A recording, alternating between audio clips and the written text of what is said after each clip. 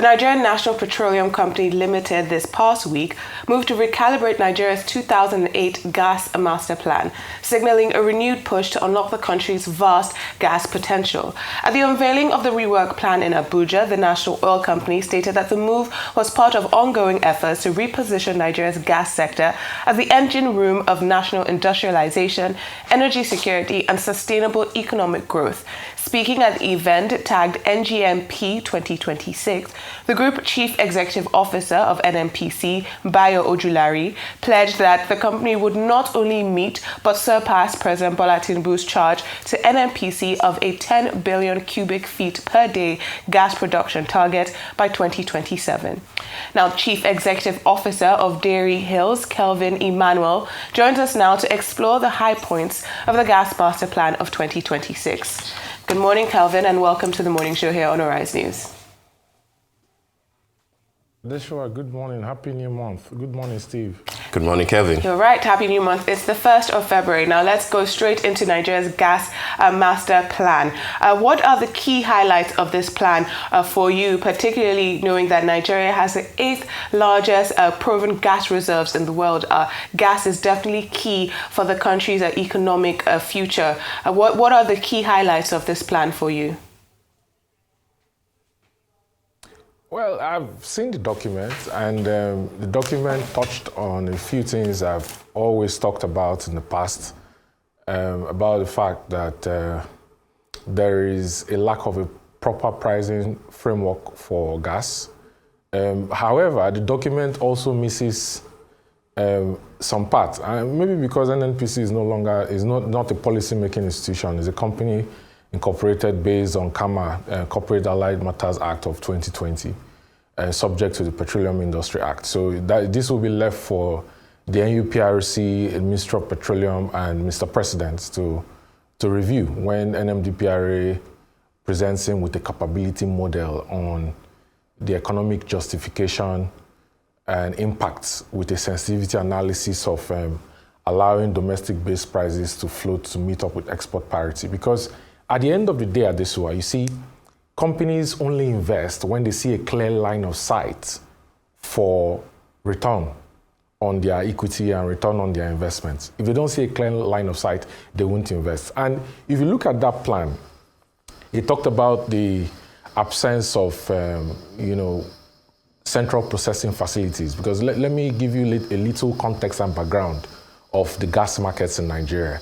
So Nigeria has 210 trillion standard cubic feet of gas. I think is the 9th largest proven reserves. You always have what they call proven, probable, and possible, which are therapy reserves. Yeah, for your proven and possible, proven and probable, you have maybe like 70%. This plan talked about the fact that they are going to do, appraisal drilling and geological mapping to move therapy into 2P reserves. 52% of this 210 trillion standard cubic feet is actually non-associated gas, which is gas that you can only get when you drill standalone gas wells, not gas that you trap when you drill crude oil, which is what Nigeria relies on for the most part. And then about 48% of it is associated gas, which is gas you get when you drill crude. Now, out of the associated gas, which is mostly what Nigeria has today, 60% of it is trapped, about 7.6 billion standard cubic feet that is trapped when you drill crude oil daily.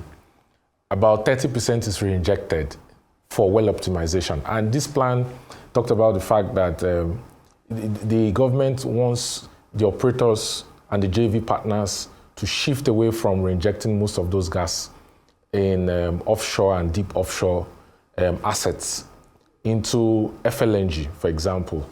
And the reason why they will do FLNG, Chevron is planning an FLNG, UTM is planning an FLNG, and it's been on for a while. The reason why they will do an FLNG is because for you to get associated gas deep offshore, you need to build pipeline infrastructure through the water, which is very expensive inland. Now, what is the economic justification for a company investing so much money in building pipe from deep offshore inland for either the domestic or export markets to NLNG? Today, NLNG takes about 6 billion standard cubic feet of gas daily, right? I think NLNG needs up to 4 billion standard cubic feet of gas when Train 7 comes. Train 1 to 6 takes about 2.7 billion of GTS 1 to 5, GTS 5 pipelines that feeds NLNG, right? Then you have the domestic market, which is where the problem is, because you have a market today where some people are buying gas at under $30 per MMBTU, while others are buying gas at $6 to $8 per MMBTU. And why is that? Because the government came up with this national reference quote that places a cap under domestic gas delivery obligation in sections 108 on how much the domestic base price of gas is in Nigeria, which means it's regulated. So for Gencos, it's like $2.13 per MMBTU. When you add the transportation fee for pipeline, that's about $2.26. For the export market, for gas-based industries, it's $2.48. When you add $1.13 for pipeline transportation, it comes about $30.61. And the export market is buying at about twice or even more than twice that price. So when you have a distortion in price, it means that the government has created an artificial pricing system and a subsidy on gas, which doesn't give incentive to these operators to invest in infrastructure, to, for example, trap gas that is produced offshore and deep offshore, invest in pipeline infrastructure, bring it to central processing facilities inland, right? Bring it to nodes first, because you have to take it to a designated node for it to be calibrated for pressure. Then take it to a central processing facility for it to be treated and processed, because it's always wet gas. You have to treat it into lean gas. And then before you send it into either pipe, or you compress it for CNG, or you give it to NLNG for the process of converting methane into liquefied natural gas, and then the family of gases, ethane, propane, and butane, your LPG family. So this is the structure of the market currently. What I didn't see in this plan that NNPC released is like providing a framework or a plan on why the government as regulators, NUPRC, NMDPRA, Ministry of Petroleum, Mr. President, needs to look at allowing the prices of gas to float, to meet up with export parity as a way to ensure that there is economic justification and sensitivity analysis for companies to invest in infrastructure for these pipes. That is what I didn't see in this plan. That is what is missing. Can I just come in here, because there are a few infrastructural development aspects of this plan, but when we talk about the discrepancy of gas in Nigeria, my understanding is that those price differences exist because you have offshore, you have onshore, and we have depots that are concentrated in certain areas like Lagos. Yes. So, today about 70 to 80% of the gas that is sent to the domestic market is actually off-taken by companies and industrial clusters in the southwest. That is the reality. So even for the AKK pipeline, the Jaokuta, Abuja, Kaduna, Kano pipeline, the jury is out on what is the revenue assurance on that pipe. You have Oben to Ajaokuta, you have Obiafu, Brekom, OB3 feeding through the River Niger into Ajaokuta, Wigbo, that axis. And that axis was supposed to connect TNGP, but Nigeria has diplomatic problems with Niger Republic, through which an export pipeline is supposed to go to Algeria. And I think the issue for the Southwest and for Lagos, which is mostly fed by ELPS-1, you have ELPS-1, ELPS-2, ELPS-3 that is planned. You have ELPS Lekki-1, ELPS Lekki-2.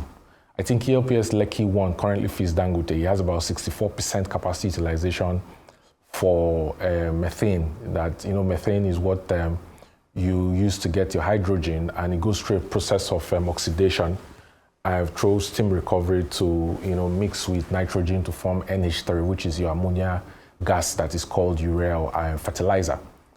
He doesn't have enough gas feedstock, for example. That's why you have the, I think, ELPS-3 that is planned, that is going to take about 1.8 billion SCOF to Ogun State, and possibly we might see an LNG plants that will compete with NLNG in the future, and then take some feedstock to Lekki to, supply gas for the amount of gas that he needs to cover for the current 30 million metric tons per annum installed capacity, and his plan to actually expand that plant to 9 million tons over a period of years. And you have quite a number of IPPs. You have about 10 different gas-powered plants.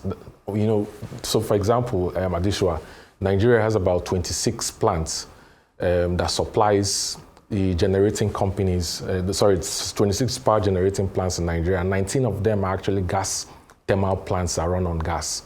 So ELPS1 supplies about 10 of these GENCOs with gas feedstock. But the problem, Adishwa, with the GENCOs, I'll tell you, and this comes back to the power sector in Nigeria and the case for making the power sector to work.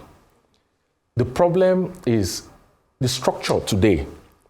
There is a partial risk guarantee provided by the World Bank to the gas aggregators of Nigeria, which is like an association of operators in it that supply to the generating companies. And I mentioned the pricing earlier. It was $2.13 and then $1.13 for pipeline transportation fee, which brings to about $30.26 per MMBTU.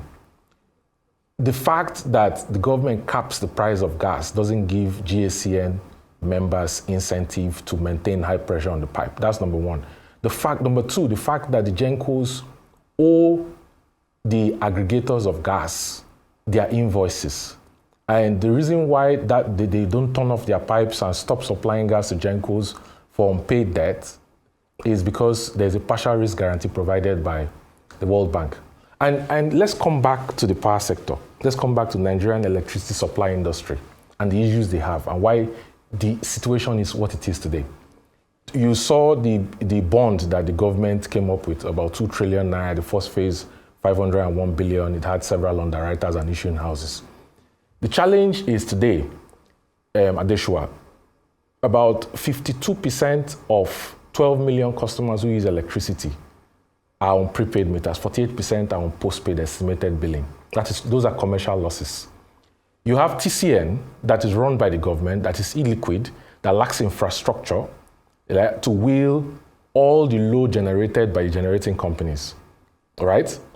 And so it means, for example, that if you don't have infrastructure that TCN provides and the grid fails, it leads to technical losses. It causes technical losses for the discos. You have commercial losses caused by lack of revenue assurance.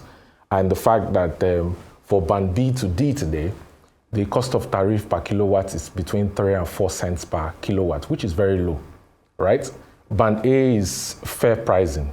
But what's the percentage of band A customers to the percentage of band B to D customers and the revenues they provide for the discos? Then this lack of revenue assurance means that the distribution companies that are also illiquid, that are facing serious debt because of FX revaluation from imbalanced debt to equity ratio for their financial model, they can't put up bank guarantees with the market operator to pay the final settlement statements that are issued by the GENCOs for the load supplied to the markets. So if you don't get in that value chain, monies come up from customers to discos put up BG to market operators, and they're able to settle the GENCOs. The GENCOs can't pay for gas.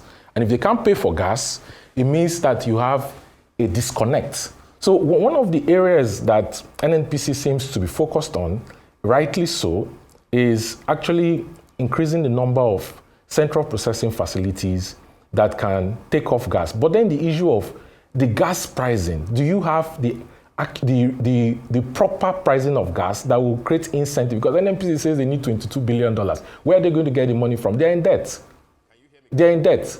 They are not planning to go to IPO in 2026. So where are they going to get $22 billion from to be able to build infrastructure, central processing facilities, new pipeline infrastructure? If they want the operators to step in and invest capital, they need to, that multi-product pipeline, especially the one for gas, they need to move from a closed loop model to an open access model where they allow the operators to share in the ownership of those pipelines, number one.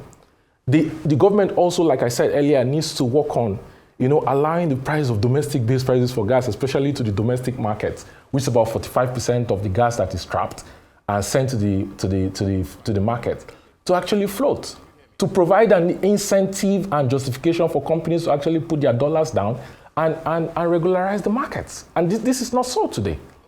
Fine points, Kevin. Can you hear me? Kevin, can you hear me?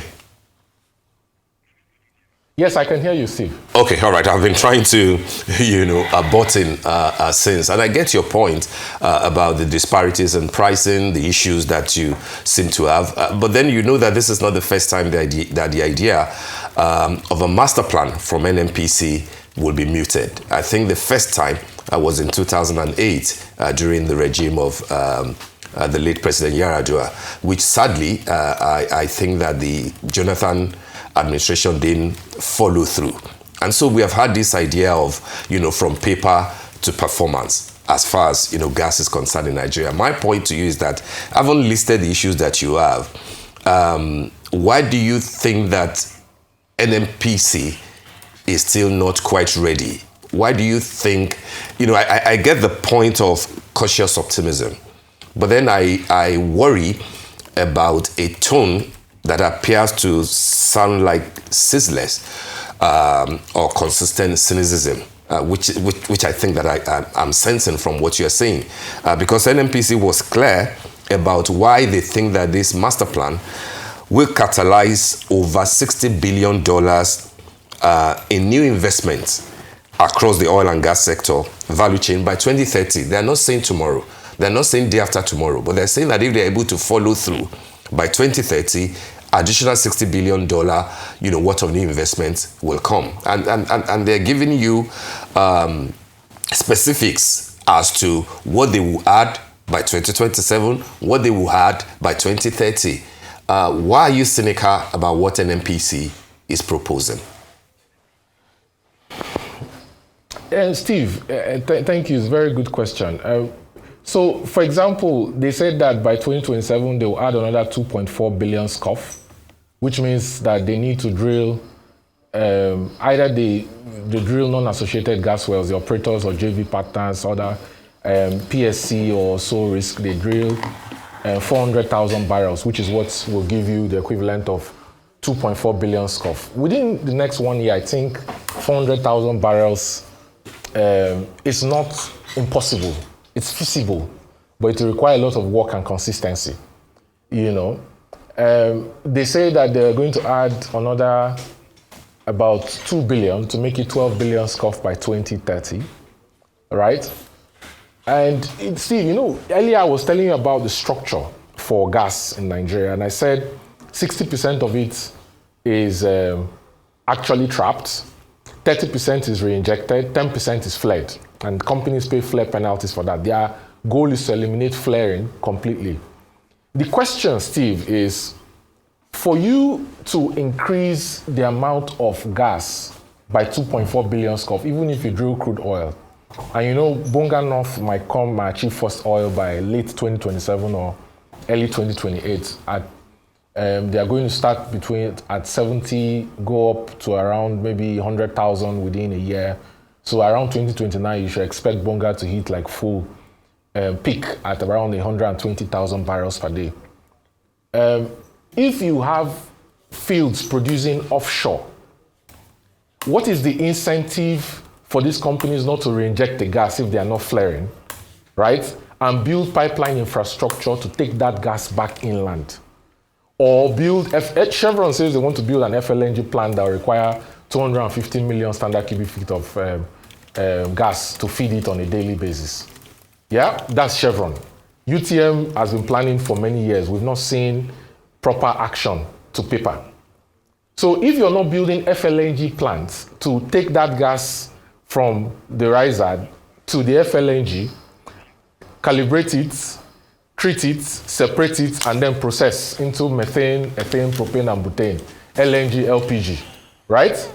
How are you going to take the gas offshore that you say you want to convert from reinjected gas into trapped gas and into the markets? How are you going to take it? What is the economic justification or incentive for companies to build pipeline infrastructure from deep water inland. This brings me back to the point about pricing. If you don't address the issue of pricing, that gas offshore that is not trapped, that is not trapped, yeah? Or that is trapped and then reinjected, right? There is no incentive for these companies to actually build pipeline infrastructure to take it to the markets. Sorry, Kelvin, can I come in here? Can you hear me? Yes. I'm trying to understand something here, because in the last 2 years, $16 billion has been injected into our offshore oil and gas environment.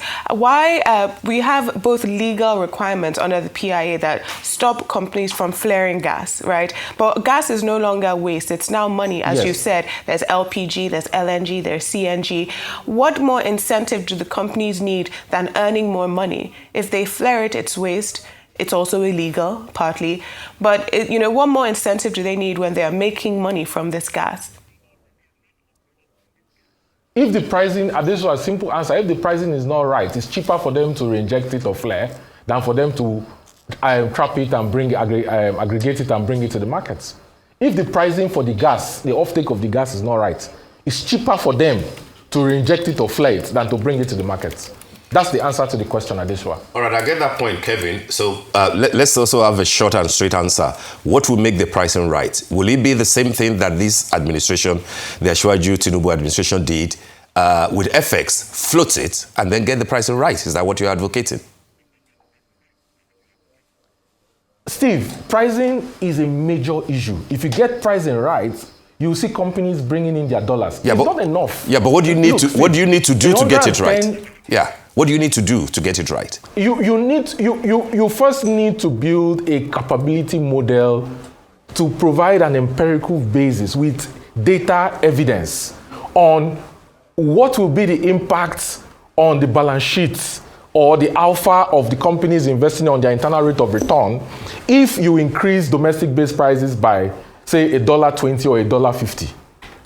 What will be the impact on their internal rate of return? If the companies can see that there's a clear line of sight to profitability, if they invest in pipeline infrastructure from deep water to bring that gas into central processing facilities inland, right? They will invest. But if they can't see that based on the pricing of gas for offtake under domestic gas delivery obligations, that there is a justification for it, they will not put their money.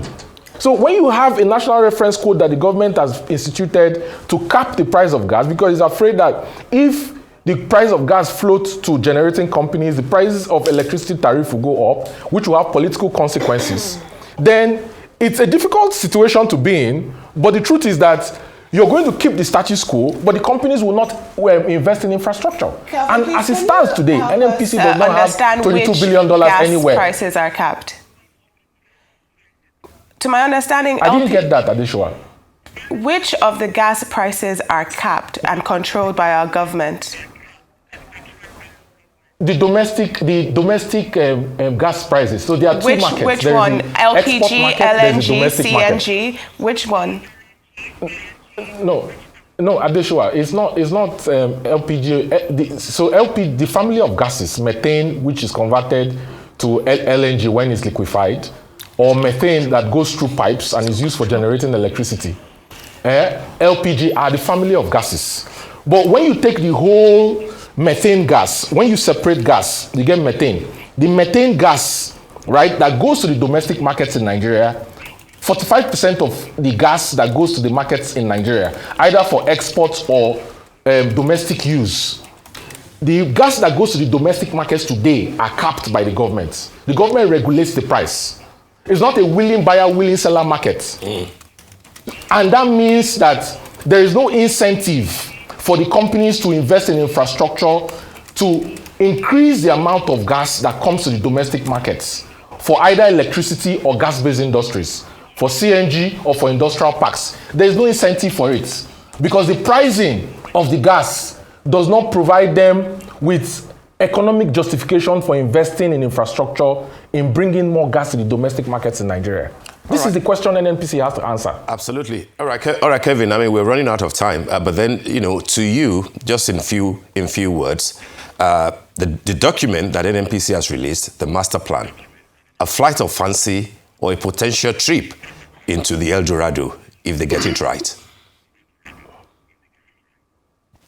NNPC is good at making very fantastic plans. The question is, what is the financial structure for backing those plans with capital? As it stands today, when I look at the balance sheet of NNPC is in a precarious situation. It doesn't have the finance, it doesn't have the leverage. I don't think the board of NNPC wants to go on more forward sale agreements through crude oil swaps where it ties loans with multilateral development banks and international commodity traders to existing assets that it owns or controls to collect upfront cash, which is what we call financialization, that has brought in about $14 billion of loans between 2019 and 2024. So what is the strategy for raising capital to back their plan, either in a JV or in sole risk? What is the strategy? Because I don't see the path to raising capital. That's my concern. It's a very fantastic plan, even if it doesn't put the path of pricing. The problem NNPC has is translating plans to reality. That's the problem they've always had. Well, Mr. Kelvin, Emmanuel, can you hear me? I can tell you, Adeshua. Thank you for joining us this morning on The Morning Show.